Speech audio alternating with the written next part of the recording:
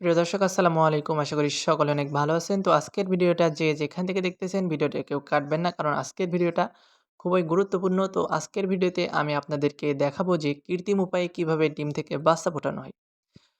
তো আপনারা তো এখন দেখতেই পারতেছেন যে এখানে অনেকগুলা ডিম আছে। এগুলো হচ্ছে পুরো সবগুলোই রাজহাঁসের ডিম। তো এখানে যে একটা বাচ্চা অর্ধেক বের হয়েছে এবং বাকি অর্ধেক বের হয়ে যাবে কিছুক্ষণের ভিতরেই। আরও ২ টা বাচ্চা উঠেছে। তো আমি আপনাদেরকে সেগুলো এখন একটু দেখাই। তো দেখলে বুঝতে পারবেন। আসলে এত সুন্দর রাজহাঁসের বাচ্চাগুলো দেখলে আসলেই ভাল লাগে এবং এপাশে একটা মুখ চটেছে কিংবা ফেটেছে যেটাই বলেন। যা বলতেছিলাম যে আপনি যদি এমন একটা ছোটখাটো মেশিন তৈরি করতে চান তো আপনার যা প্রয়োজন হবে তো সেগুলো যদি এখন আমি আপনাদের মাঝে শেয়ার করি। একটা শোলার প্রয়োজন হবে যেটা আপনারা পেয়ে যাবেন আইসক্রিমের ফ্যাক্টরিতে।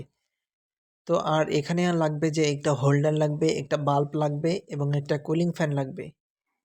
এগুলো আপনি একটা মিস্ত্রির সাহায্যেও বানাতে পারেন কিংবা আপনি এসব না কিনে একটা মেশিনও কিনতে পারেন।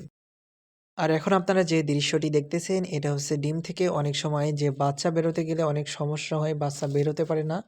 তো যার কারণে বাচ্চাটা একটু মুখটা খুলে দেওয়া হচ্ছে যাতে বাচ্চাটা সুন্দরভাবে বের হতে পারে ডিম থেকে ফুটে। ভিডিওটা এতক্ষণ যারা শেষ পর্যন্ত দেখলেন তো তাদের সকলকে জানাই অসংখ্য ধন্যবাদ। আর আজকের ভিডিওটা যদি ভালো লাগে অবশ্যই লাইক করবেন, কমেন্ট করবেন এবং শেয়ার করে পাশে থাকবেন। আর নতুন ভিডিও পেতে ফেসবুক পেজটা ফলো দিয়ে রাখবেন।